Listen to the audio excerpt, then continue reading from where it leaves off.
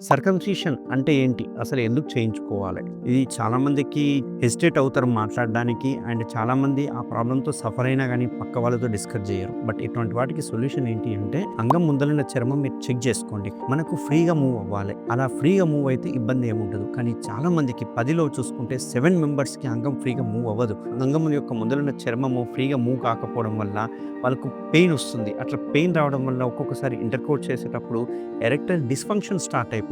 Erectile dysfunction start అయ్యే వరకు వాళ్ళు ఇంటర్‌కోర్స్ కరెక్ట్‌గా చేయలేరు. దాంతో ప్రీమెచ్యూర్ ఎజాక్యులేషన్ అవుతుంది. దాంతో డిప్రెషన్‌కెళ్ళిపోవడము, సూసైడల్ టెండెన్సీ రావడము అట్లాంటివి కూడా చూస్తూ ఉంటాం. సో, ఇట్లాంటి వాటికి మనకు సొల్యూషన్ ఏంటి అంటే సర్కంసిషన్ అంటే సుంతి ఆపరేషన్. ఈ సుంతి ఆపరేషన్ అనేది మనం latest method KSR stapler circumcision అనే మెథడ్ ద్వారా చేస్తున్నాం. ఇది జస్ట్ 5 మినిట్స్‌లో సర్జరీ అయిపోతుంది. హాఫ్ అన్ అవర్‌లో పేషెంట్ ఇంటికెళ్ళిపోవచ్చు.